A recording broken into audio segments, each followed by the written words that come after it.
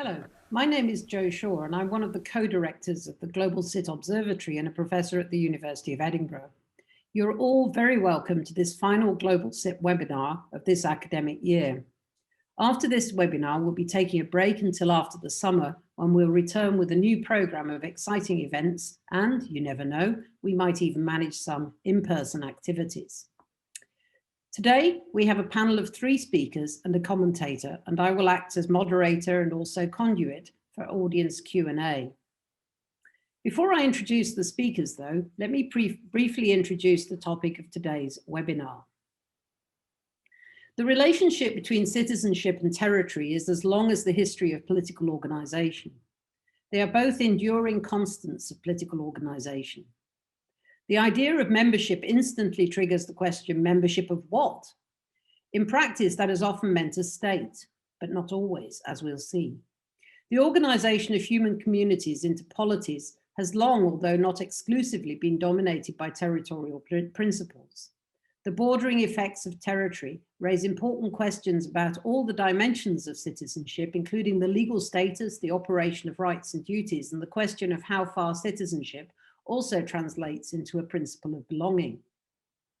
Our focus in this webinar is on one specific aspect of the territory-citizenship relationship, concerning the impact of territorial rescaling upon citizenship. The phenomenon of territorial rescaling has regularly been observed by many commentators in recent years, including geographers and political scientists such as Eve Hepburn and Michael Keating, as states have come under increasing pressure from above, from below, and especially through the phenomenon of migration from the side.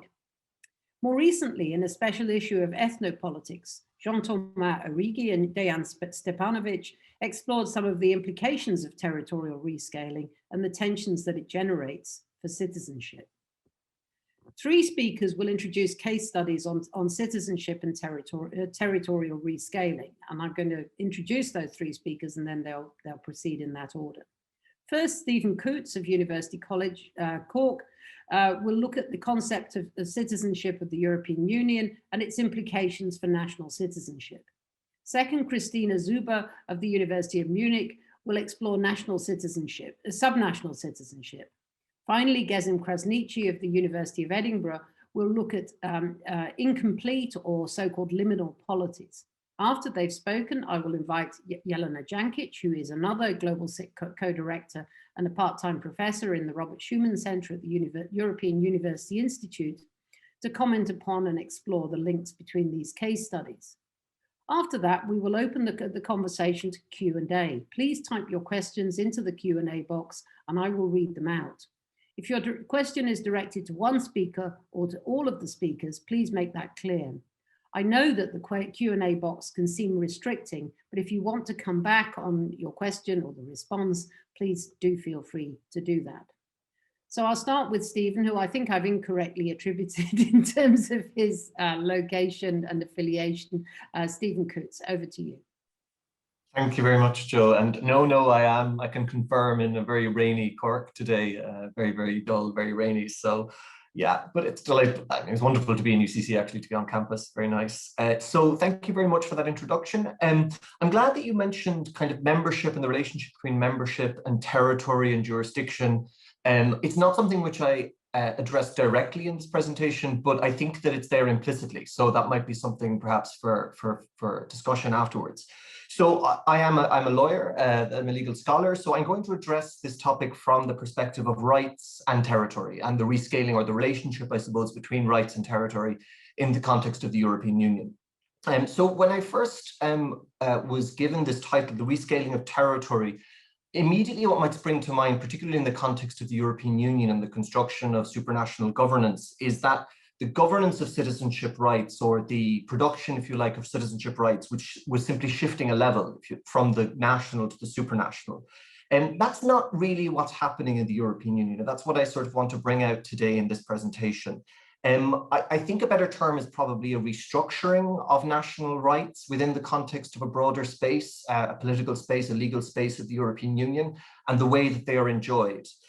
So it's not so much the creation of citizenship rights at a supranational level directly, in the sense of supranational citizenship rights created by the European Union, enjoyed vis-a-vis the European Union, or protected by the European Union, but rather it's a shift in the way that national rights are attributed and enjoyed in the context of a wider European space. So this is a more transnational dynamic than a supranational dynamic. However, more recently, there has been the rise of the concept of union territory in some Court of Justice citizenship cases. So it's this concept of the union territory that is being associated with citizenship of the union. So those are, I suppose, primarily the two things that I want to address. So firstly, I'll talk about free movement and non-discrimination as creating a transnational space of movement, and the movement, if you like, or the enjoyment of national rights in a broader space. And then secondly, I want to talk about the rise of union territory, what this concept is, and its relationship with that first set of rights, those transnational rights. And then finally, I just have some sort of loose remarks that I put down about this concept of union territory and what it might mean. So firstly, free movement and non-discrimination as creating a transnational space of movement. So the main rights of union citizenship are free movement, residence, and non-discrimination. These impact on national rights or the way that national rights are distributed and enjoyed in two ways. Firstly, they open up national communities, allowing citizens to move to, reside, build a life, professional life, family life, etc., in another member state's territory. So national rights are still being exercised on national territory. So it's not so radical in that sense. But from the perspective of the individual union citizen, it involves a broader set of territories within which he or she can pursue his or her life plans, etc. So that's the first way that it affects the way national rights are enjoyed. Secondly, it also allows the passporting of rights and civil status throughout the union. So this is a little bit more radical. So once rights are enjoyed or acquired in one particular member state, they can be carried throughout the rest of the European Union and must be recognized in other states. So a more recent example here is in relation to same-sex marriage, where marriage contracted lawfully in one state must be recognized for the purposes of EU rights, residence rights, etc., in another state, even if same-sex marriage would not be recognized in that state. So that's the case of Coman. The combination of these two things gives rise then to a broader space of movement. And I'll just quote here from Preuss, a very old quote, but very prescient, that it allows union citizens to engage in manifold economic, social, cultural, scholarly, and even political activities, irrespective of the traditional territorial boundaries of the European nation states.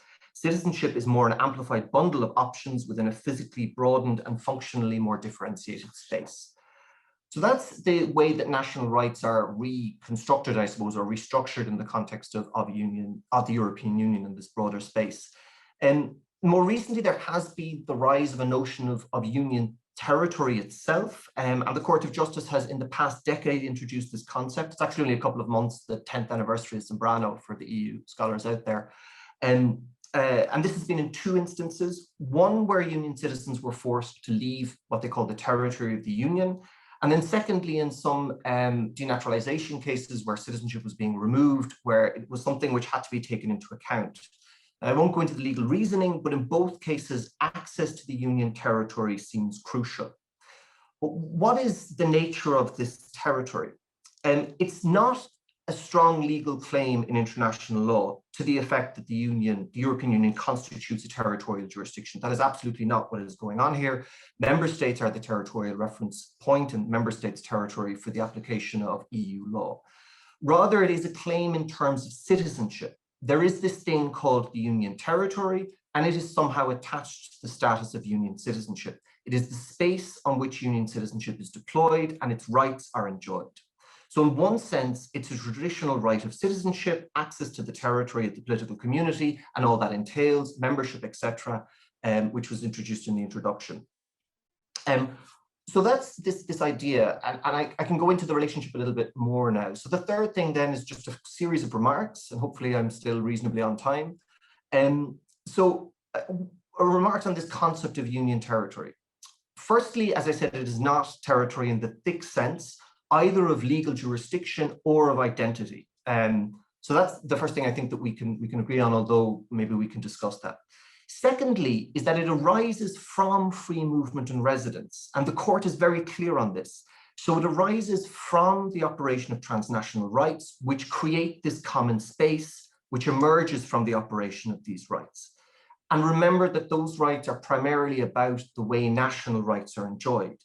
So it grants access to a broader space of primarily national rights, the broader enjoyment of which is facilitated by union law. So there's this very peculiar relationship between national rights and the supranational space of movement, this union territory that the court calls. And somehow collectively, the enjoyment of all these series of national rights, which is now amplified in the context of the union territory, is called this thing called the union territory. There is a symbolic and a practical significance to this. It does bring greater normative significance and autonomy to the concept of union citizenship, bringing together citizenship, territory, rights to access the political community, etc. It also more practically allows the court to be more protective of union citizenship. It's a concept which allows the Court of Justice to deploy the protections of union law in new situations. So there's a jurisdictional dimension here.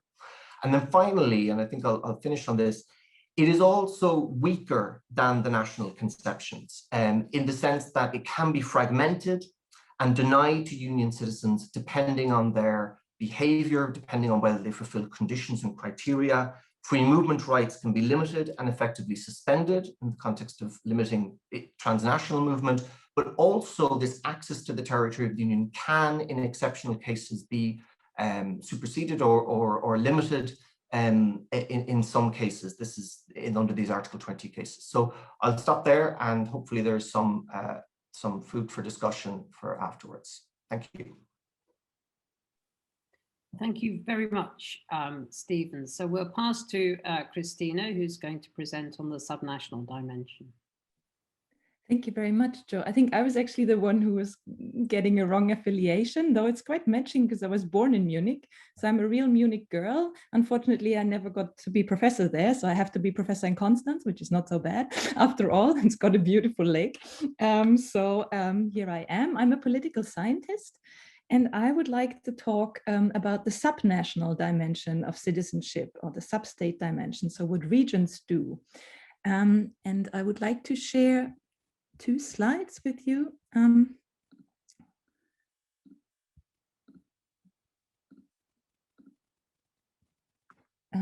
start with a quote. This is a quote from the Catalan Citizenship and Migration Plan, the one that has just ended, and it shows a very prominent aspiration. Catalonia has entered a new phase in its immigration process, that of full citizenship, that of the sons and daughters of immigrants, that of the construction of a shared belonging among citizens of many different origins. We underwent a major demographic transformation between 1997 and 2010. The most intense one seen in Europe over this period.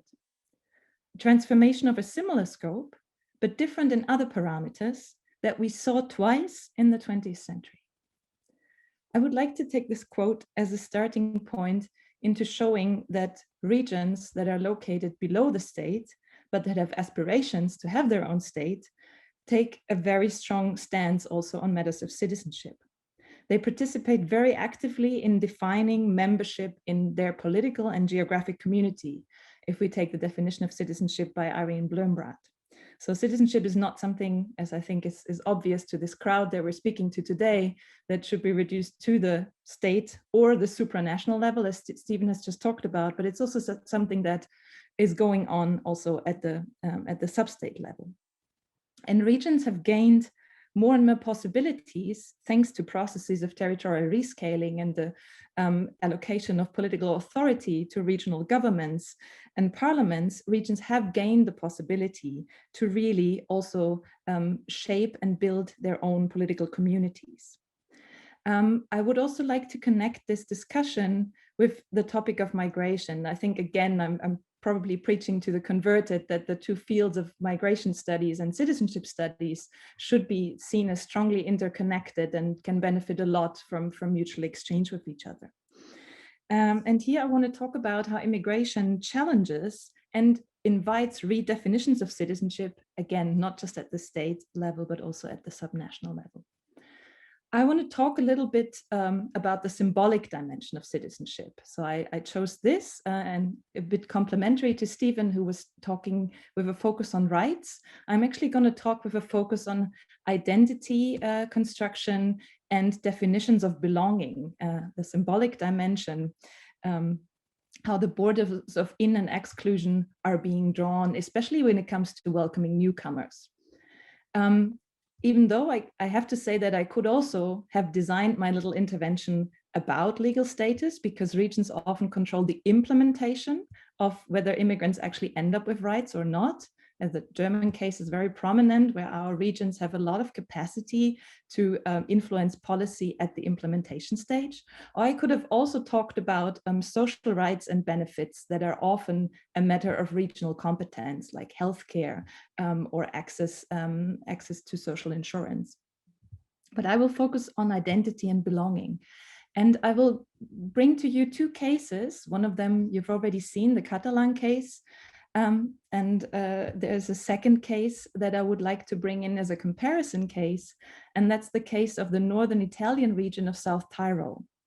And these two cases, I take them from my recently completed book project that is hopefully forthcoming for you in 2022 with Oxford University Press. So here are two different regions. So one, Catalonia, you've seen this very active aspiration of defining citizenship. And interestingly, or what I find interesting, is that they also do this in an extremely inclusive way. So their conception of regional citizenship can really be extended to anyone who lives and works in Catalonia and wants to be Catalan.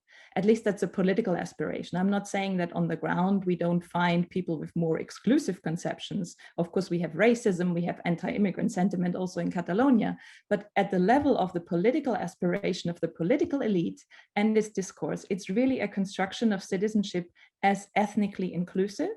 You can come from Nigeria or Argentine, and if you have the aspiration to participate in the Catalan project, so you voluntaristically, you opt in, then at least the political official discourse will welcome you as a new citizen of the region. This is quite different from the conception that is still dominant, though it's also changing a bit in South Tyrol. Here we have a regional majority of German speakers. That is a legacy of the past of this region as a region in the Habsburg Empire in Austria-Hungary. And the conception of citizenship that dominates South Tyrol is still predominantly ethnic. So you're a real South Tyrolean if you sort of hail from the ancestors of Imperial Austria, if you have this Tyrolean cultural and German language heritage. And it's very hard for newcomers to find their place in there. It was initially hard for people from the rest of Italy who are still not really seen as genuinely South Tyrolean, even if they are already born in the region. So again, that is changing slowly. And it's also hard for immigrants from abroad. So why do we find this very open, territorially based, rather civic conception of citizenship in Catalonia, but a more narrowly ethnic demarcation of who really belongs and who can really be a member of the region in South Tyrol? In my book, I argue that we need to understand this openness or closure as a result of the processes of initial capitalist expansion and industrialization in both regions. In both cases, the industrial period brought a very high share of immigrants from within the same country. I'm going to talk about them as internal migrants. And this is a process that was generally typical of capitalist expansion across Europe. And it's nowadays very characteristic of capitalist expansions in the global South, where we also see an extremely high share of people on the move within the borders. They never cross an international border, but they move between different regions of the same country. So what you can see here in this triangle that was inspired by the American anthropologist Josiah Hayman, who was himself inspired by Charles Tilly, is that we have to look at processes of citizenship formation in relation to peasant worker migration. So capitalist expansion demands new labor. Workers come to the industrializing centers, and politics responds to this by rethinking who belongs to the political community. And this is what also happened in my two regions, but it happened in on very different terms. Catalonia at the beginning of the 20th century was a vanguard region of Spanish industrialization. Together with the Basque Country, it was leading the process. And the Catalan middle class was in control of the economy. So the Spanish migrants that came to Catalonia, they were poor farmers seeking labor. So Catalans developed this conception that they are the political class that drives the process of economic modernization, and that can gain from migrants and from getting these migrants into their economic project. Now, even though this happened during Francoist dictatorship, the Catalans still had this image that they are controlling to some extent, at least the economic terms of this process. And once Spain was democratizing, they started to control also the cultural terms of the process. So they turned internal Spanish migrants into Catalans, thanks to their education system. And it was during this time that they reshaped their conception of what it means to be Catalan from a more narrow ethnic conception that was tied to descent. You had to have the Catalan grandmother, to a much more open conception that was tied to the territory and to the common shared project. Now, South Tyrol also saw a massive arrival of internal Italian migrants after the First World War, after it was joined with Italy.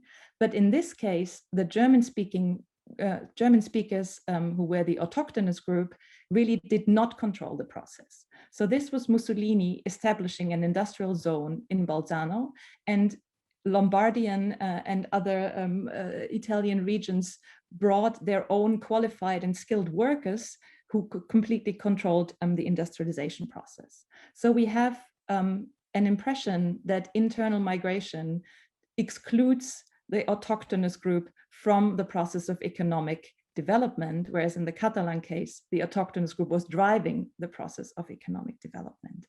I argue that these processes then in the long run shape the image of whether you as a group or as a political community can benefit from opening your conception of citizenship to ethnic others.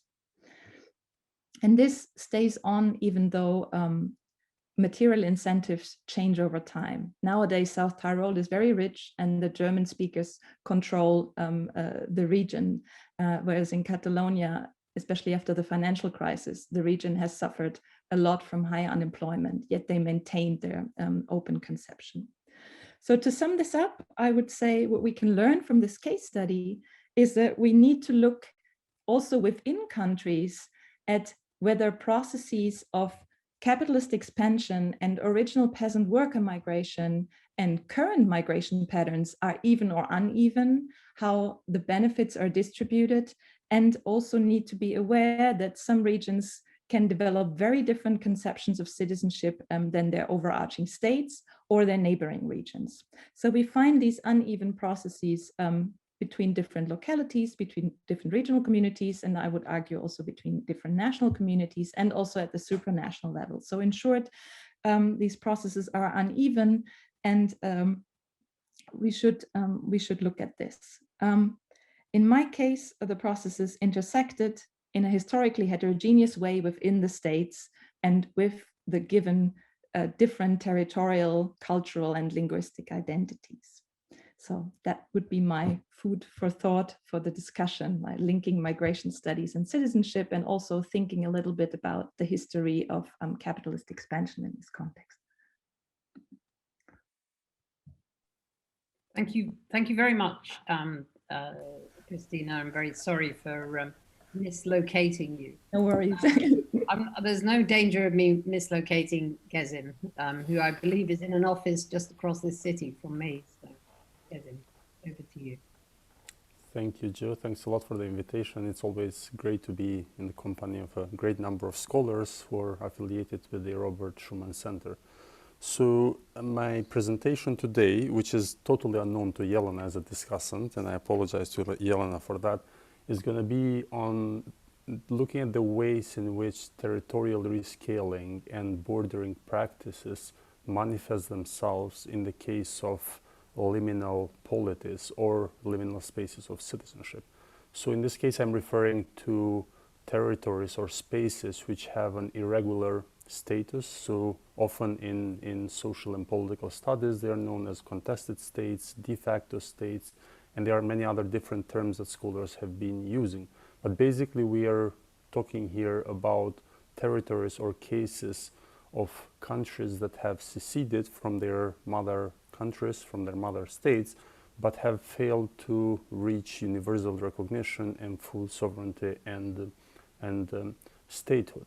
So 2 years ago, I wrote a paper, a working paper for with the help from Jelena and Professor Baubok, looking at the different cases, about 10 cases of contested states from Abkhazia, Nagorno-Karabakh, Somaliland, Western Sahara, Palestine, Northern Cyprus, Kosovo, and so on, and how lack of sovereignty can impact the degree of citizenship rights that individuals that are tied to these types of irregular polities works in practice.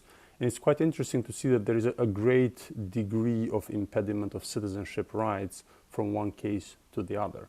We have got Taiwan on the one hand, which is in many ways, especially if we judge by the standard of the functionality of citizenship regime within the territory of Taiwan, it's probably among top 20, top 30 countries with regards to the quality of citizenship. And here we can use a number of indicators, probably the most important being the value of passports that can give protection and accessibility to holders of that particular travel documents. And then we have other extreme cases like Palestine and Western Sahara, where the citizenship regime is very fragmented, and often you have cases where you have a citizenship regime without citizens, which would be the case of Western Sahara, because most of the Sahrawi people are still refugees in refugee camps in Algeria and in other countries. Similar cases with Palestine, where several generations of Palestinians live in refugee camps in neighboring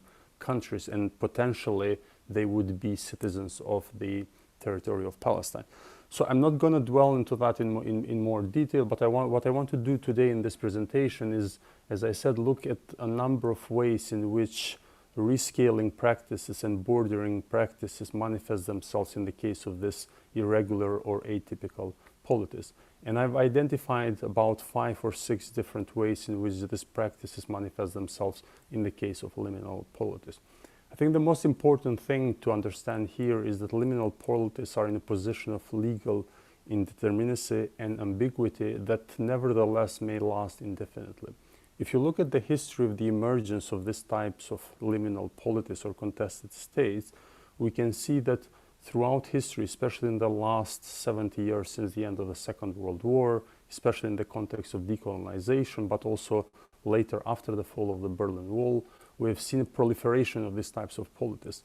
But not all of them have survived. So we have cases since the 60s with some of the African secessionist movements that have failed. So they erupted, they declared independence, they started building a state and a citizenship regime, and eventually they were forcefully reincorporated within the mother state. We've had even more recent cases such as Aceh or Slavonia in the case of Croatia that were peacefully reincorporated as a result of international mediation within the mother state. So there is a great degree of difference in terms of the existence of these types of polities, but also a degree of the consolidation of citizenship regime. But one important element here is that the longer the contested state is in existence, the higher the chances to achieve full independence, although that's not guaranteed, as we can see from the case of Taiwan, which is undergoing enormous pressure in its citizenship regime and statehood claims because of the rising power of China. So for example, if we take the standard of international recognition, what we can see in the case of Taiwan is that the number of recognitions is decreasing quite rapidly in the recent years as a result of China's pressure, especially among small Pacific island states that used to extend full recognition to Taiwan's statehood. The second important element is that the status of liminal polities is irregular, and as a result, the relationship between citizenship and territory is unsettled and in a state of flux. So unlike other cases of regulated or regular territorial rescaling, where you have a process that begins legally, which is agreed by all parties, and then you have a period of transition until a new citizenship regime emerges, is fully recognized and becomes functional. In this case, we have irregular processes, and that means that both the citizenry, but also the borders and the territory and the citizenship space more generally are in a state of flux. I mentioned the case of Western Sahara and Palestine. If you look at their histories, we can see that there were different kind of highs and lows in the process. So sometimes they would be quite successful in gaining international recognition, but then their attempts were hindered severely as a result of the occupation or territorial control by the mother states or the states that questioned their sovereignty and their independence. And of course, this has enormous impact on the way citizens' rights are hindered in these territories. Probably the most recent case is the case of Nagorno-Karabakh. So if you have been following the last conflict or the last instance of the conflict that erupted in autumn last year, so there was a ceasefire agreement at the end, and the end result is that Nagorno-Karabakh lost about 2/3 of territory it had under control since 1994, when the first ceasefire agreement was signed after the fighting that happened between the Armenian side and the Azerbaijani side. And it's interesting to see what that means in terms of the citizenship space. So this geographical physical space has shrank significantly, but also that has a huge bearing on the individuals who were part of the Nagorno-Karabakh liminal polity, because a lot of them had been displaced, some of them into Armenia itself, and some of them within other regions within the rump Nagorno-Karabakh territory that remains that.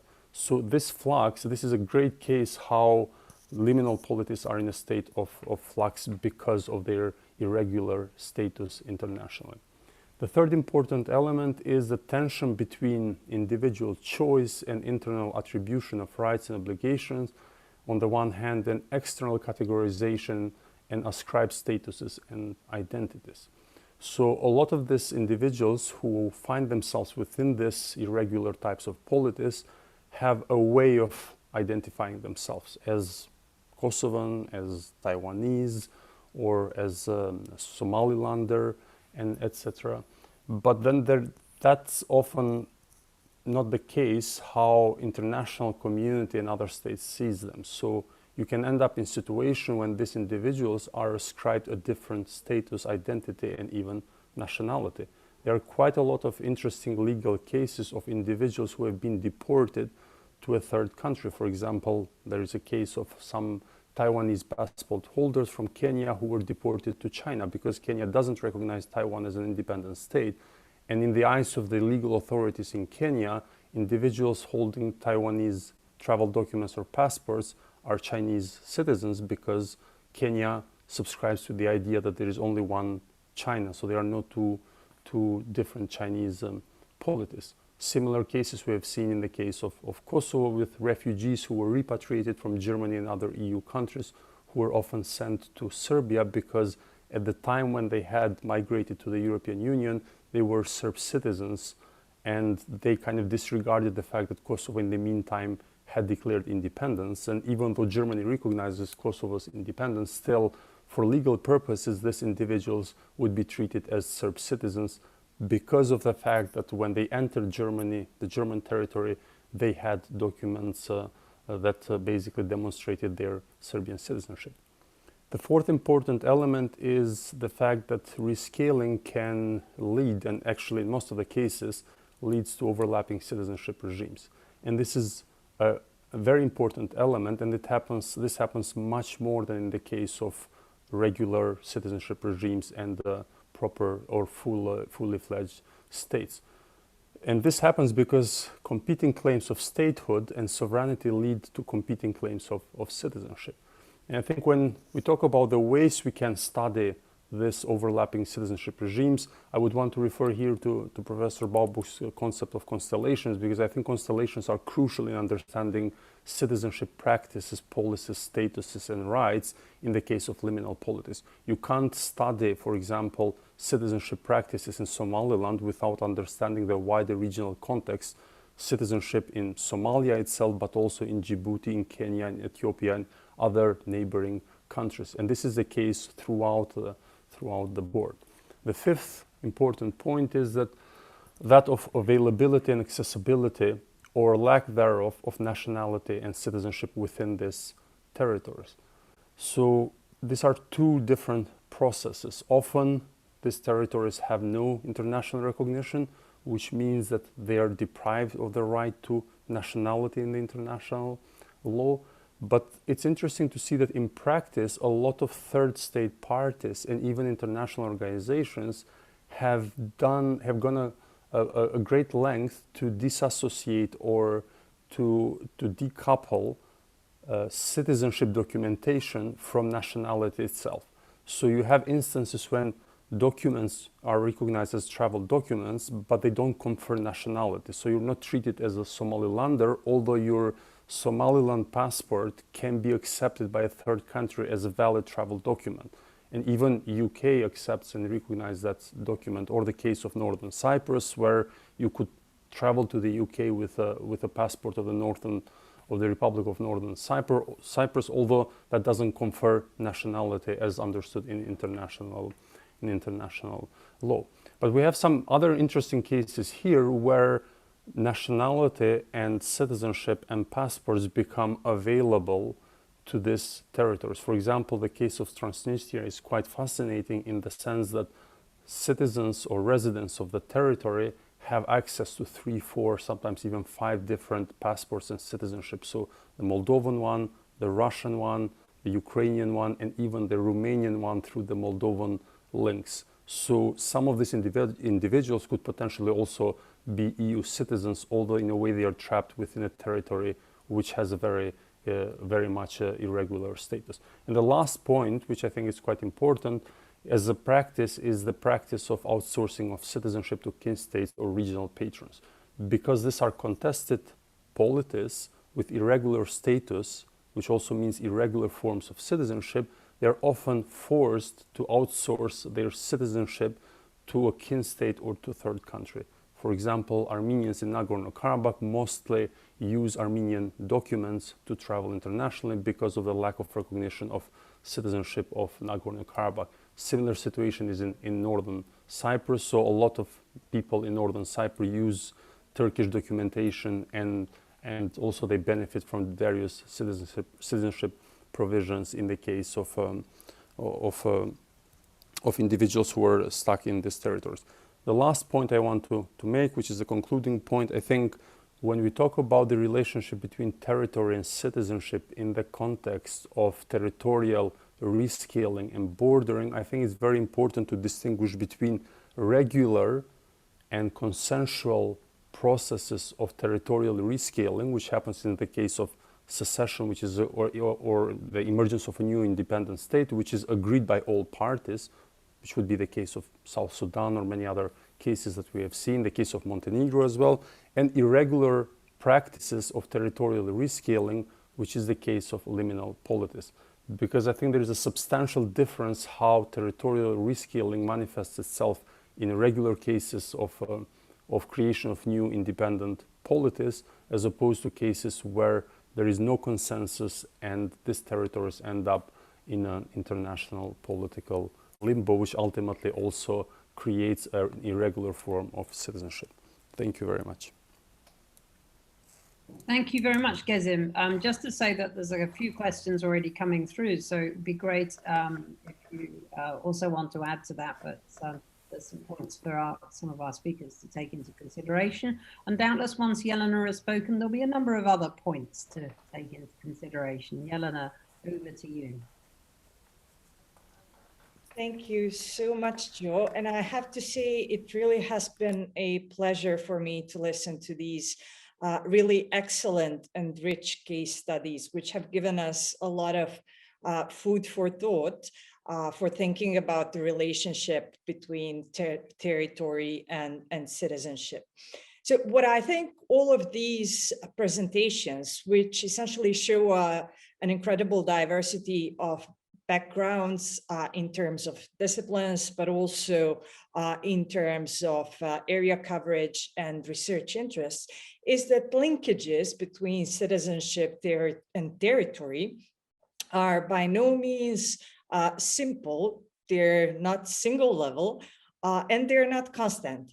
And this is especially the case when territories, in terms of the physical space and the governance of those physical spaces, become stratified or contested. Now, these linkages between citizenship and territory become even more complex when the boundaries, as we could see, of physical space or the boundaries of governance actually shift.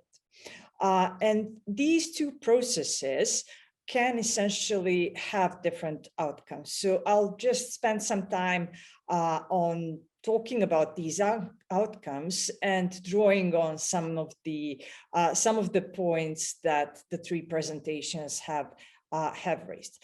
So the first result can be the changes in the recognition of the legal status of citizenship.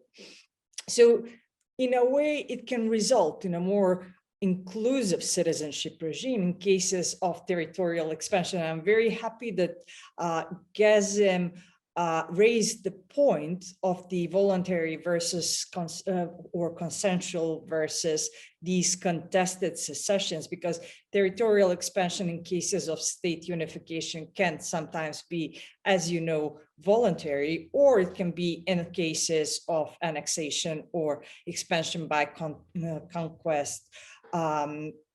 It can be involuntary. So in the first case, it would create more inclusive citizenship regimes in the domain of also the legal status, whereas in the second, the objective might be to exclude some groups. Citizenship regimes can also become more exclusive in cases, obviously, of territorial contraction, and this is something that Gëzim has mentioned in the cases of secession.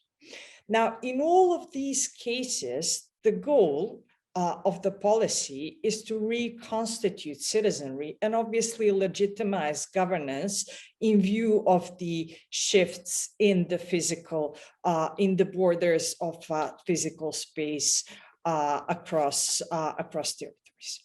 Now, I think that this is something that was most visible in Gëzim's presentation, and especially in view of how these shifting borders become malleable in the context of unrecognized or contested spaces and polities. But we could also see this to a certain degree in Stephen's paper, which related the EU citizenship to the notion of the union's territory. And I was in a way, I was fascinated by how this idea of the union's territory has been created through this common space of rights, rather than being like a claim in international law or a strong principle that you can rely on in terms of legislation and court procedures. But if you think about the shifting borders of territories of physical space, and if you think about the notion of the union's territory, well, it has changed significantly since 1992. In 1995, Austria became an EU member state. So there was the Eastern enlargement in 2004. Bulgaria and Romania joined the European Union in 2007, Croatia in 2013. And obviously we have seen the changes that have happened recently with the UK's departure. And I think the idea of shifting borders by territorial incorporation and expansion can also be applied to the EU, even if the status of EU citizenship is a particular status that's attached to membership of particular member states. But I think you can also see how these boundaries get reshaped. This common space of rights gets reshaped through the addition of new member states or new territories or the departure thereof from the European Union. Now, the second outcome of these dynamics between the shifting boundaries of physical space and the governance of citizenship therein can happen in the domain of citizenship rights. And this normally happens due to rescaling of authority of governance of those spaces, either to supranational or to subnational levels. And Christina has nicely said that citizenship is not owned by states alone. Now, intuitively, in cases of rescaling of citizenship governance, we can think about the expansion of citizenship rights beyond those granted by the state itself, right? So in some instances, as in the cases to a certain degree of Catalonia and South Tyrol, there are particular rights that have been expanded as compared to the national the national level. We can also think about other examples. So we can think about citizenship rights that have been created through a variety of free movement arrangements, which don't necessarily count with a citizenship status, but are mechanisms of transferring authority for regulating citizenship rights to a different level. And if you've listened to Diego Acosta's presentation at our previous webinar, you could see that these free movement arrangements have become quite widespread around the world, and there are well over 150 of those. So in this sense, you can see how this governance over territories can essentially result in the expansion of citizenship rights, but always there are obviously always exceptions to this, and this need not be the case everywhere. And I think Gëzim has hinted to a certain degree to this in his speech, because sometimes in authoritarian contexts or in some contested states, subnational citizenship governance, for instance, can provide opportunities for restricting citizenship rights in order for, let's say, elites governing places to obtain more power or to fuel nationalism in some instances. So I guess that when we look at the, let's say, scaling or rescaling of citizenship governance, we need to take into account the different outcomes that these can have in terms of citizenship. The final result is, in a way, this reconstruction of the symbolic dimension of citizenship. And in a way, this relates to the redrawing of the boundaries of belonging. And we can see this first in the cases of actual territorial expansion or contraction. So I've already mentioned the example of the European Union, and symbolically with the EU enlargements, for, let's say, most of the East Europeans, EU accession embodied what Milan Kundera had referred to as the idea of the return to Europe. So in a way, these shifting borders and boundaries had created a new symbolic space for association and for essentially articulating different identities. We can also talk about the contestation of this Europeanness and European identity that has been created in the political discourse in the UK with the country's exit from the European Union. Or Gëzim and I can tell you about our own experience of how identities get shaped and reshaped by experiencing multiple processes of state disintegrations and unifications, and how those affect these symbolic dimensions of citizenship. Or if you prefer not to listen to us, but read some of our work, you can also refer to some of the outputs of Joe's CITSI project at the University of Edinburgh. Now, secondly, this reconstruction of the symbolic boundaries of citizenship can also happen in the context of the rescaling of citizenship governance. So, as I explained, it can happen in the cases of the reconstruction of the physical boundaries, but also in cases of the reconstruction of governance over those territories themselves. And I think Christina has nicely illustrated this by the examples of South Tyrol and Catalonia, where we can see these effects of the also, let's say, historical processes and the peasant worker migration and capitalist expansion on the creation of identities, and also how those identities became reshaped as a result of new dynamics, which I think you can see quite a lot in Catalonia in recent years.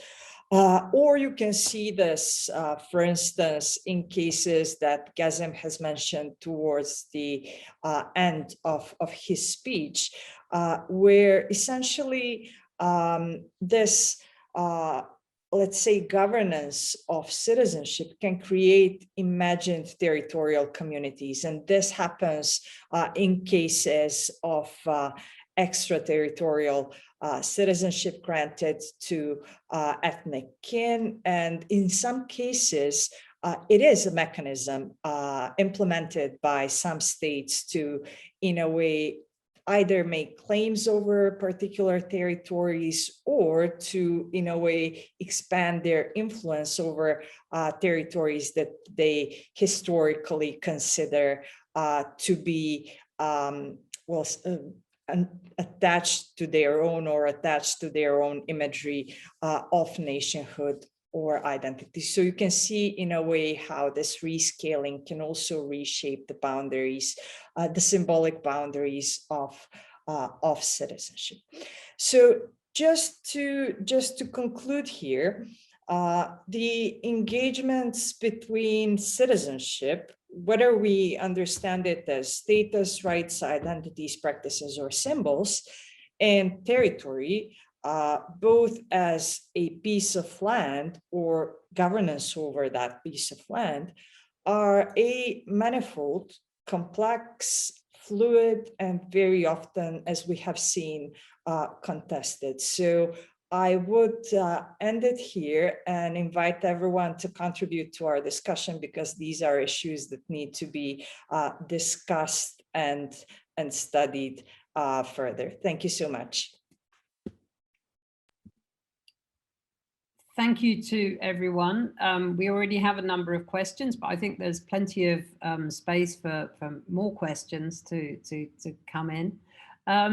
So I'm sort of stuck as to where to start. I think I'll just start at the top with Rainer's question to Christina, which hopefully she can see. But I need to read it out for the audience. How strong and persistent is the contrast between Catalan and South Tyrolean conceptions of identity and belonging after the radicalization of Catalan nationalism towards secession? And doesn't the notion of having to opt in, wanting to be Catalan, also allow for excluding Castilian migrants that are residents and workers but do not see themselves as Catalans? Before turning over to Christina, I'm just going to add how resonant much of what she said was also in terms of where I live, which is Scotland, which hasn't only been enacting maybe the symbolic dimension of that, but also because of the radical widening of the franchise in Scottish Parliament elections to include also those who are recognised as refugees, for example. Has taken many of the steps that perhaps aren't permitted for Catalonia, but would necessarily lead on from some of the lines that are being taken by the government. Yeah, thanks for the question, and also thanks, Joe, because that gives me an intro into my answer, because that was precisely, I mean, you mentioned the legal limits of what the Catalans could do, but then they did a lot of stuff illegally. And whenever they did that, they always made sure to include also like the resident population, like even when organizing an illegal referendum, they still included everyone who had resident status in Catalonia. So that inclusive conception holds also into the secessionist period. But what we do see, and that is also mentioned in Rainer Bauberg's question, is an increasing polarization between like Catalans who opted in and Spanish residents in Catalonia who don't opt in to the nationalist secessionist project. And there I agree, of course, also a voluntaristic conception of nationalism is still nationalism. So I've talked predominantly about citizenship and under which conditions you can feel as a citizen of the region, but it's closely tied to the conditions under which you can feel that you belong to the Catalan nation. And then, as we all know, every time we define a nation, we have to draw a boundary. It doesn't have to be an ethnic one. That's what both Scotland and Catalonia demonstrate very clearly, I think, but it still has to be a boundary. And I think what we can really see now in difference to the historical period that I put a lot of focus on in my talk is that historically, upon Spanish democratization, there was a broad cross-partisan consensus that spanned the Catalan nationalists, but also the Spanish parties in Catalonia, in favor of an education system that prioritizes Catalan because it's the inferior language in the Spanish state. Now that consensus has come to an end with the Ciudadanos party that was born in Catalonia on the pledge that we're gonna give sort of the Spanish families in Catalonia the right to have education in Spanish. And I would see that as a crucial difference between the historical period when the internal migrants were submerged into Catalan language and culture, which they saw as a way to social ascent. So it was like the social elevator. You become middle class by learning Catalan, whereas nowadays this is no longer given. So I would say in relation to the international migration, it still holds, whereas in relation to internal Spanish migrants, I would agree with what is implicit in the question, that it's exclusionary to some extent, but it has become so from both sides.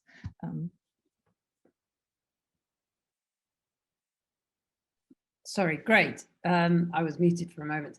I'm going to turn with a question to Gëzim now from Ramesh Ganohariti. Gëzim, one, in relation to your point of claiming citizens of a contested polity, for example, Georgia considering Abkhazians its citizens de jure, but in practice, Abkhazians don't desire nor do they have access to Georgian documents or nationality. Would this thus mean that they could be considered as de facto stateless outside contested territories? And then secondly, looking at de facto states, would you then argue for the need to start once again separating citizenship from nationality, as it used to be the case prior to circa 1940s, instead of currently, as it is often used, the terms nationality and citizenship being used synonymously? And secondly, Gëzim, Marika Sosnowski asked if you could say a little bit more about the performative aspects of liminal states in issuing citizenship documents, even when they may not be recognized by other states. I think those two questions go sufficiently well together. Yeah, absolutely. Yeah, thanks. I mean, to both of you for the questions. I mean, Ramesh, again, probably you know more than me about that. So Ramesh is doing his PhD actually on South Ossetia. So he is really kind of looking into the details of how a citizenship regime works from different aspects and angles. And I think to a certain degree, we might consider them to be stateless, especially if we look at it from the perspective of international law, because a lot of these people basically reject any attempts by the Georgian authorities to expand citizenship rights to include people within Abkhazia and South Ossetia. So it's quite a similar situation to the situation of Kosovo, for example, but with the only difference that in the case of the contestation between Kosovo and Serbia, Serbia in a way expelled all non-Serbs in the territory of Kosovo effectively from the Serbian citizenship. So you couldn't get documentation even if you want. And then the process got more complicated because of EU integration processes, where Serbia had been forced in a way to renounce any claims to Kosovo Albanians within the territory of Kosovo, or the territory of Kosovo itself, as part of Serbia's bid to join the European Union or to liberalize visas with the Schengen zone.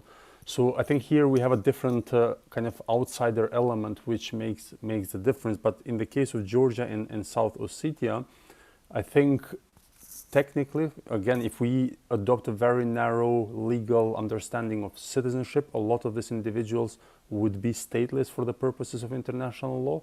And I think that really captures that tension that I was trying to convey there between self-identification and external categorization.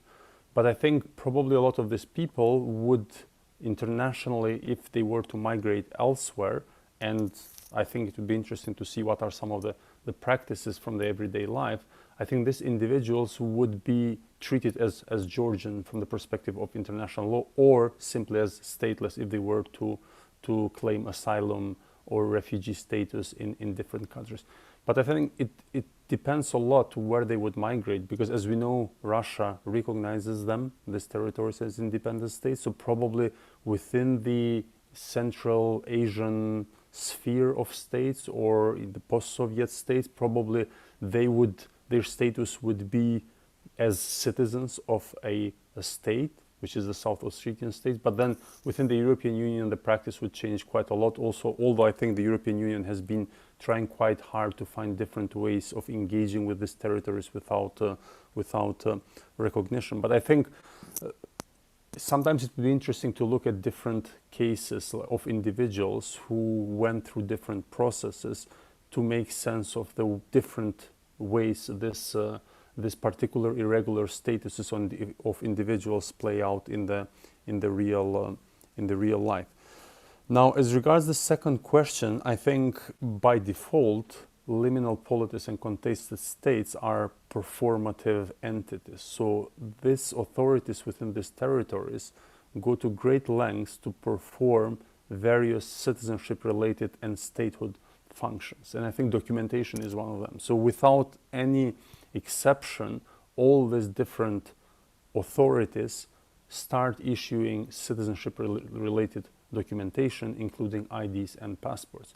Because now I think it's a bit easier also because of technology, and you would be surprised that even cases like Somaliland, which has very little recognition of documentation, they even issue biometric passports. So they go a step further. Sometimes they even compete with EU countries. Probably some of the documentations are a bit more advanced technologically than the Italian ID cards, let's say, Italy being one of the founding countries of the European Union. So I think sometimes they try so hard to show that actually they are states because they've got all it takes to be treated as states. But as we know, in international law, things are a bit more complex, and international system is not very accommodating with regards to seceding authorities who want to claim statehood and citizenship rights. But then there is an interesting element there when it comes to performative citizenship. So there are two dimensions. One is the performative element that is undertaken by state authorities, but then we have the individuals or citizens' performative actions.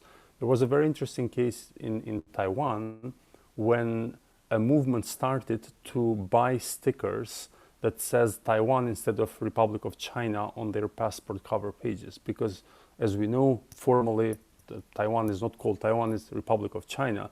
So individuals, basically a lot of young people who had strong attachment to Taiwan as an independent entity from China, started a campaign to buy stickers to put on their passports which says Republic of Taiwan instead of China. And then I think the authorities had to react even to threaten people with fines if they were to use this sticker. So I think this is the opposite. So kind of if the flip side of the argument, when individuals engage in performative aspects to demonstrate that they are actually citizens of really existing states.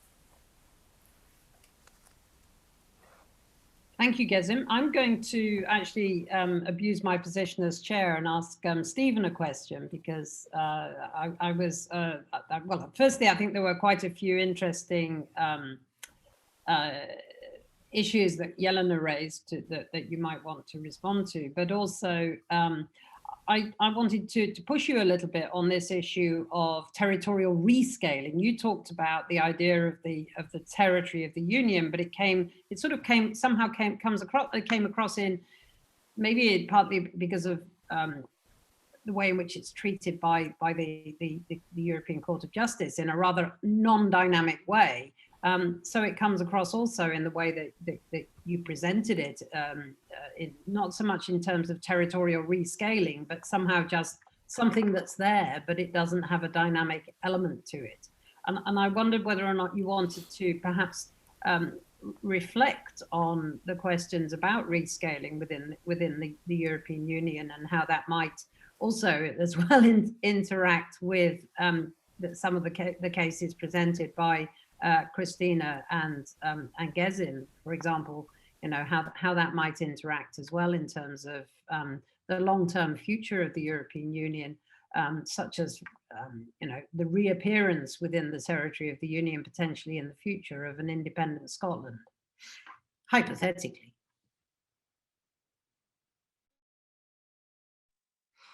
Yeah, there's a lot in there. I kind of, when you were mentioning there the lack of dynamism in the concept of union territory. Yeah, so I think this goes back to, I mean, and you will know this more than most, the initial creation or mention of this idea of union territory, you know, was like an explosion amongst EU law scholarship, and everyone was expecting great things from it, or it was incredibly revolutionary in a way for various reasons connected with the EU law and EU constitutional law. And yet then in its actual application and the subsequent cases, it ended up being really quite restricted in the sense of where it would be applied and the uses to which it would be put. So I do think, I think there's a good piece by, you know, the Cohn-Leonard's piece, stone by stone approach. And I think that really where he talks about this construction of this concept and pushing it, but in a very gradual way, you know, it's very gradual. I think that it will, maybe this is just me, a bias from my discipline, it may very well in future end up being important from the perspective of rights protection, that the court might push that out a little bit. I don't, the extent to which though it can perform other functions of territory, the ones that we've kind of been talking about here in the other presentations of identity and whatnot, there I think it's limited. It's certainly limited in what the court can do. It's very much a legal concept at this stage. But then that then sort of leads me, so away from that actual kind of narrow legal concept of union territory, I think it might develop in a legal sense in terms of rights. I struggle to see that, and this would be outside my own discipline, you know, how it might develop in terms of identity. The broader sense of the union territory and identity, I think there's a huge amount there that needs to be thought about, actually. That's what was struck me from the other presentations, that it was, there's been little work done, I think, on the link between, there is link between, work done on the link between citizenship and identity at the European Union, but it's never really framed in a territorial sense, which is quite interesting. And that, so I think there is something there to look into. I did a recent piece on COVID and territory and citizenship, and the European Union was characterized more as a space, in terms of a space of movement of factors of production, of people, etc. And European Union law was constructed in such a way as to facilitate movement, not so much as to create a territory in the sense of identity for the polity itself. So I think that's definitely, and then that goes then to some points that Jelena made, which is in terms of enlargement and the transformation that takes place when a state joins the European Union. You know, a member state is not the same thing as a state. A member state of the European Union is something different. And I think that occurs also in the context of boundary and identity, and even the management over borders of the individual states. So what struck me was the passport. You know, it's a kind of it's an exercise in banal nationalism, but you know, just the European Union passport, and then the different treatment of European Union citizens at the borders of the particular states. So I think yeah, there's a huge amount there to be thought about, I think. Yeah, but yeah, in terms of your narrow question, I think we're a long way to go, I think, before it becomes something more meaningful. In terms of, yeah, the European Union's reaction then to secession, I think then it's just stuck with the politics of secession and international recognition of states, and how that plays out in terms of the European Union. So thanks. Thank you, Stephen. I've got a question that's come in, and just before I read this question out, could just to remind people that, well, we've had some great questions so far. We've still got space and time. We've got another 20 minutes for our discussion. We've got space and time for more questions if you would like to post them in the Q&A, or if anybody wants to come back. But I want to go to the question from Szabolcs Pogonyi, which is a question to Christina and Gëzim. Have you identified the main agents that determine citizenship constellations in regions and contested states? Gëzim mentioned China's impact on the international recognition of Taiwanese citizenship. Are there other actors that usually determine how citizenship disputes in regions and contested states play out? And a related question, what determines the success of international, or in the case of regions, the national recognition of citizens in such entities? Gëzim mentioned the temporal dimension in the case of contested states. Are there any others? So I'll turn again, perhaps first to Christina. Yeah, great question. Actually, something Jelena said also made me think about additional actors. So at the subnational level, we definitely have to take constitutional courts into account as additional actors. So of course, subnational governments, parliaments I had mentioned, and then there's of course the national government that might be inimical or more friendly towards regional conceptions of citizenship. But when it comes to the rights dimension that I didn't talk a lot about because I was focusing on the symbolic dimension, but when it comes to rights, constitutional courts are crucial. Jelena, you mentioned something about that rescaling of authority allows the expansion of rights at the regional level. To some extent, actors also try to contract rights at the regional level for immigrants, but they're usually then at some point stopped by the constitutional courts. So in the Italian case, we can see that several regions that were governed by the right, that they tried to limit rights for immigrants or tie them to additional conditions that didn't exist at the national level, like access to social benefits and so on, but usually the Italian constitutional court would then undermine such a strategy. So I think that's a very important additional actor that we need to take into account within existing states. And I pass on to Gëzim for other international actors, I guess. Yeah, thanks, Szabolcs. Excellent question. So absolutely, I think they're different actors. As I said, I think especially in the case of liminal polities, we really have to look at the wider constellation. And that constellation, in the absolute majority of cases, includes at least two state authorities, the state authority of the seceding territory and the state authority of the mother state. But in many other cases, it includes many other regional actors. And importantly, I think in few cases, it includes also international organizations and unions, such as the European Union. So I think I can think of at least three cases where the European Union becomes quite important. The first case is the case of Kosovo and Serbia. Both countries, I mean, Kosovo in a way is a product of international intervention, including European intervention, and the European Union has been very actively involved in state building in Kosovo without actually recognizing Kosovo as a state, because as we know, 5 member states still don't recognize Kosovo as a state, and that puts Kosovo in a very peculiar position in terms of how it's treated by the European Union and by the EU law, because in practice it's treated as a territory as opposed to a fully fledged state. But the EU has been quite instrumental in in a way in helping to disintegrate or disentangle the Kosovo citizenship, the incipient Kosovo citizenship from the Serbian citizenship. And I mentioned the issue of visa liberalization with Serbia. So when Serbia was granted visa liberalization by the European Union in 2009, one of the conditions they had to fulfill was to agree that they will stop issuing passports to Kosovo residents, including Kosovo Serbs. So they had to come up with a new strategy, which is quite a clever, weird, peculiar idea of creating separate types of passports for people residing in Kosovo, which were to be issued by a coordination center within Belgrade. And that created a two-tier citizenship because within Serbia, because you could have a regular Serbian passport, which allows you visa-free travel within the European Union.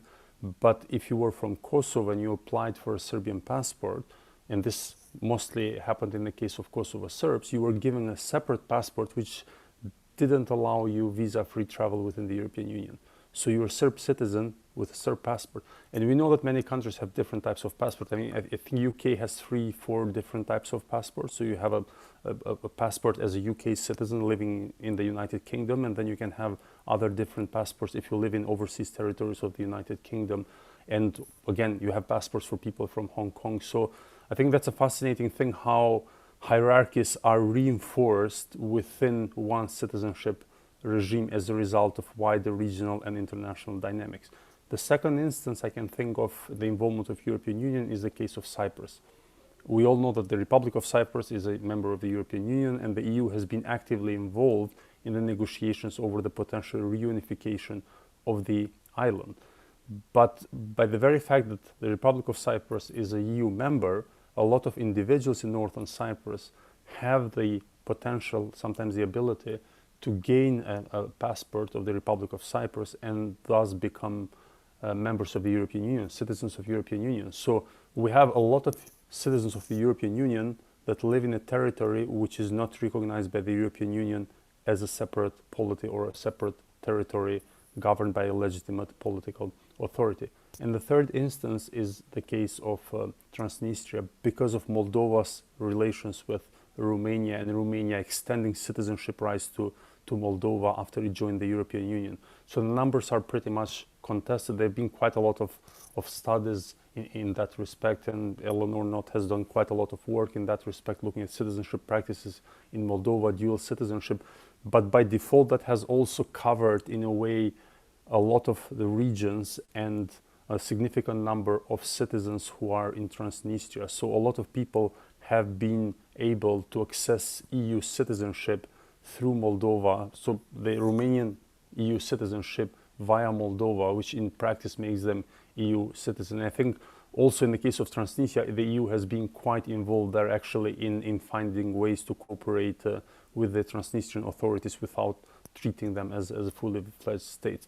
But in other cases, like the case of Taiwan, it's mostly this dual dynamic between the seceding authority and the mother state. And sometimes, again, with the case of Russia, in the post-Soviet sphere, we have the seceding authority, we have the mother state, and we have a regional patron, which could be a kin state like Armenia, or it could be the Russian Federation, which acts as a patron for a lot of this post-Soviet liminal polities.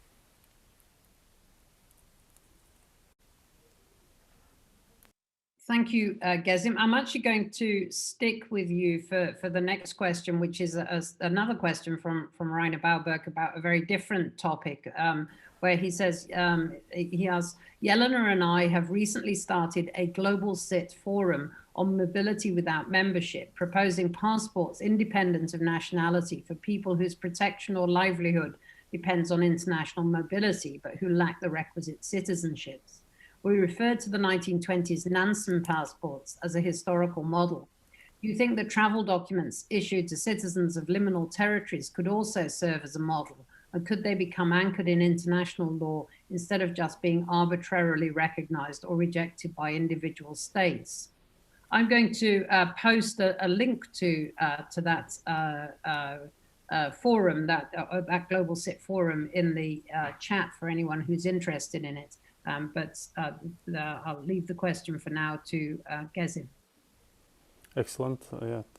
Thank you, Rainer. A great question.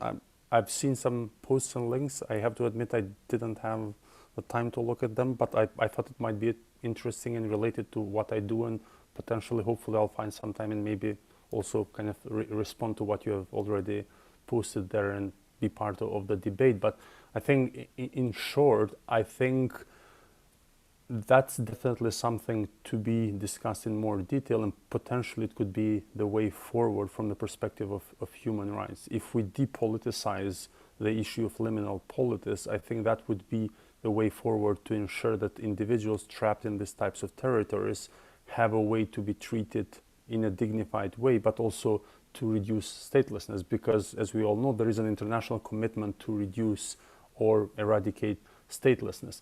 And I think by some accounts, the number of people who find themselves in liminal polities is between 35 million and potentially 60, 70 million. So there are many different pockets in the world of territories which are not governed by central state authorities, but which have not created or have not established all the institutions of statehood and citizenship. So the number could be quite big, which is not a small number, right? We're talking about like tens of millions of people.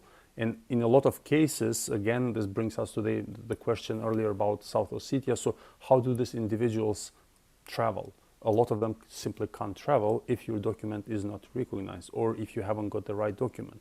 Sometimes it's not an issue of choice, because sometimes in a lot of cases individuals would make their pragmatic choices. So symbolically they might pledge allegiance to a seceding authority or a liminal polity. They would feel as citizens of South Ossetia, Abkhazia, or any other liminal polity.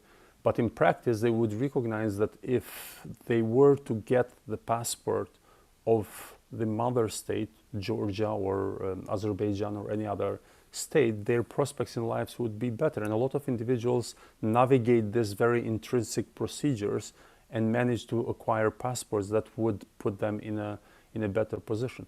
But that's not always the case, because the practices can be very restrictive on both sides, both by seceding authority or by the mother state, or sometimes simply not even possible. So for a very long period of time, because of the collapse of the federal state of Somalia, Somalilanders had no way of acquiring a Somali passport because there was no authority issuing Somali passports. So what do you do in that situation?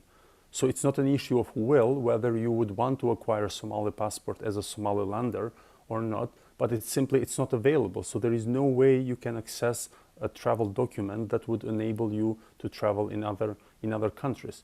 So in the case of Somaliland, as I mentioned, very few countries, 6, 7 countries recognize Somalilander passports. And that's not enough for a lot of individuals who might want to travel in other parts of the world. So absolutely, I think definitely that could be something which could address the issue of liminal citizens from the perspective of human rights, which in a way depoliticizes the whole contestation of sovereignty and citizenship. Thank you, Gëzim. I'd just like to draw Gëzim's attention, and maybe I'm never sure whether or not the attendees can also see the Q&A, but there's also a follow-up question from Ramesh. I'm not going to ask you to answer that now, but just Gëzim, you can have a look at it. Partly I'm not going to ask you because I think we've got time for 2 more questions. It's a fairly quick question from Martin Vink to Christina, and then a really great question. Oh my God, there's loads more coming. A really great question from Elisa Arcioni to all of the speakers, which I'm going to ask you, and that might well be our concluding question looking at the time. But in terms of just first, Martin Vink has a question for Christina. He's looking forward to your book, Christina. Just to satisfy my curiosity, do you also look at implementation of national citizenship policies in these 2 regions, Catalonia and South Tyrol? If so, how much are these contrasting policy dynamics you described, which is open in the first and restrictive in the latter, how much are these affected by somewhat more restrictive naturalization policies in Spain compared to Italy? Well, as he says, at least according to MIPEX, although both are, quotes, slightly unfavorable according to the MIPEX index. So yeah, thanks, Martin, for the question. In in the research, originally I looked at everything, and then as usual, like with qualitative research, not everything ended up in the book. But if memory holds, what was most crucial to both regions in that regard was the value of the minority language in eventual citizenship tests and integration requirements. So both regions tried to lobby at the center that their respective languages would also be valued when it comes to making people citizens of Spain and Italy respectively. And as far as I remember, South Tyrol didn't really succeed, so you don't really get points, but maybe Verena Vistal is in the audience, maybe she can correct me if I'm wrong, but I don't think you get kind of an extra sort of credit for speaking German when you want to become an Italian citizen. In the Catalan case, I'm a bit more sure. So Catalonia, all the regions in Spain have the authority to write a report on whether somebody fulfills some of the criteria for getting citizenship. So that's a regional competence that where the regions have a capacity to influence the implementation process. And Catalonia, in that regard, you could say made it even harder for immigrants, because there was a phase where they tried to use the interview to establish whether people weren't just able to communicate in Spanish, but whether they were additionally able to communicate in Catalan, or whether they were exclusively able to communicate in Catalan and they didn't care so much whether they were able to communicate in Spanish. And that practice was then subsequently again undermined, as I mentioned before, like the important additional actor, like the constitutional courts. So to long answer short, since these are minority regions, what really mattered to them was the cultural aspects of cultural requirements for getting citizenship and whether their sort of special identity would be seen in that process. Other than that, I think Catalonia was more active in informing generally immigrants about their rights that they have as resident migrants in Spain. Thank you, Christina. As I said, I'm afraid we only have time probably for one more question, although there's been at least one more question already come in, and I'm sorry that we won't have time to answer it. But what I want to do is to pick up on a great question by Elisa Arcioni, who's participating in this webinar from Australia, as she says. If there's one golden side to moving towards webinars, it's the way in which we've been able to have international, indeed intercontinental, almost intergalactic participation in our webinars, particularly depending upon the timescale at the time when we hold them. And we decided for a variety of reasons to hold this one at lunchtime or early lunchtime European times, which means that it's accessible to people in Australia without them staying up into the middle of the night. Conversely, less accessible to those to the west of us. So Elisa, thanks all the speakers for wonderful, thought-provoking presentations. I echo that. Could you expand upon the negative implications of linking citizenship to territory? The reason I ask is that I come from a perspective of beneficial impacts in relation to access to territory, existential identity connected to place, etc. However, in the Australian context where I'm based, we have experienced the negatives through restrictions on movement into and out of the country, as well as limitations at regional boundaries. To make it clear, the national government has a current rule. If you're an Australian citizen or a permanent resident, you cannot leave Australia due to COVID-19 restrictions unless you have an exemption. And those exemptions have been hard to come by. Therefore, my membership of this state, which has a defined territory, indeed is an island, of course, means I am effectively blocked in for now, and that I also have limited rights of movement even out of my region when other regional governments impose regional bans. So I'd like all of the speakers to respond to that. I'm going to start perhaps start with Stephen because of the European Union mobility aspects of that, and also if she wants to give Jelena an opportunity. Just to point out that we are rapidly running out of time, so please keep your questions, your answers brief. Yeah, so I just have two very brief points in response to that. So one is obviously there's the classic territory as an exclusionary device and bordering, etc. I mean, in the context of the European Union, there's a dynamic of an internal softening of that, but perhaps an external hardening. So obviously, there is more free movement within, and the borders are more porous within the context of the European Union, but that is, of course, replicated then. It's rescaling, if you like, at an external level. Secondly, specifically in relation to COVID, I just make one note is that I suppose in contrast to other regions, European Union law does impose a separate layer of law, supranational law, which does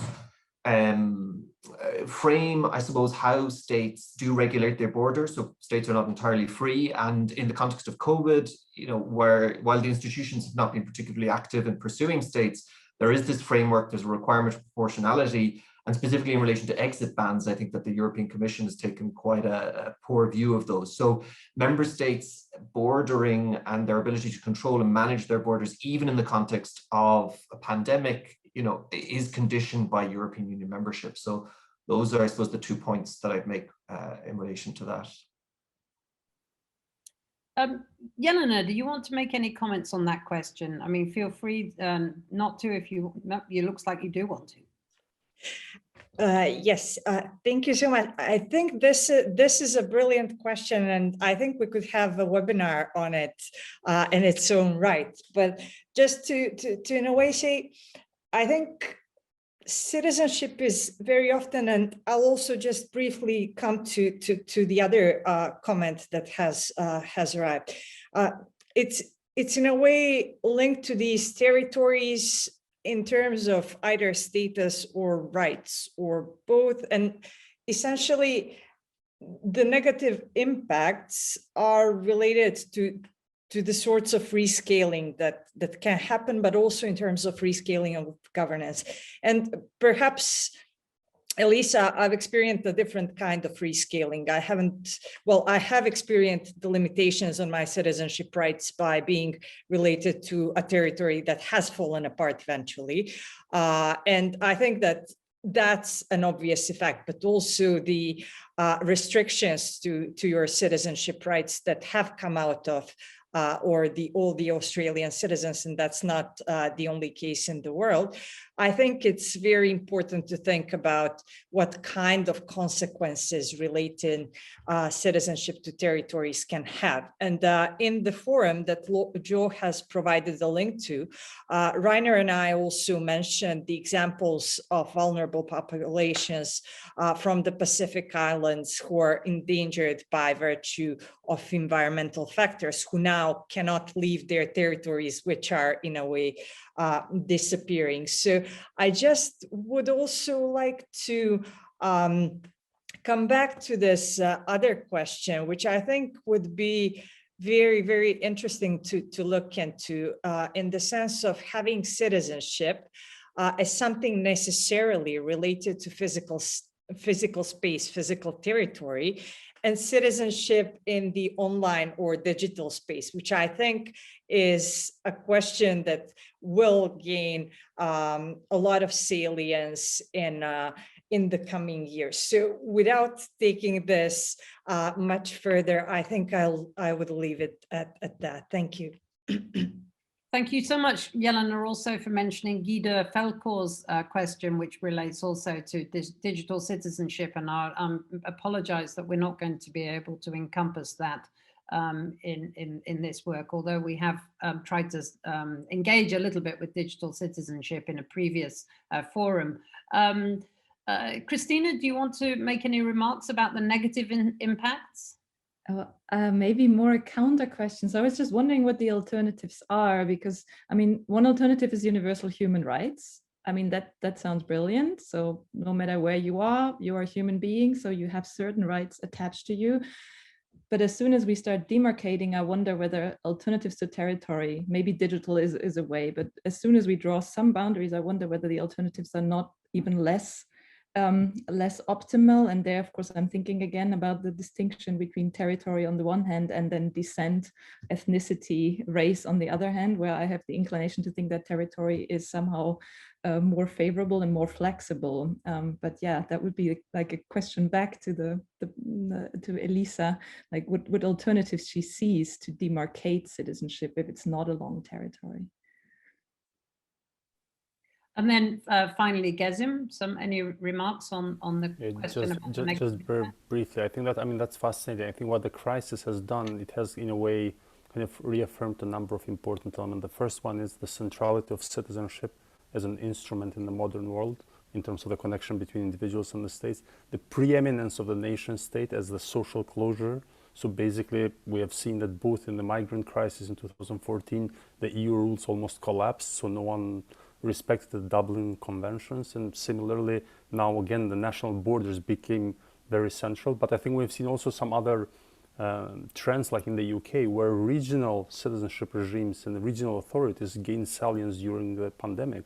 I think it's a very interesting way, actually, of kind of going downwards as opposed to state authorities kind of gaining more power. But I think ultimately the main thing that kind of this highlights is the inclusive and exclusive dimension of citizenship, which is essential to understanding. So that distinction between us and them, insiders and outsiders, I think it has become very salient during this crisis. And of course, to the detriment of the lives of millions of people who are deemed to be outsiders in whatever context.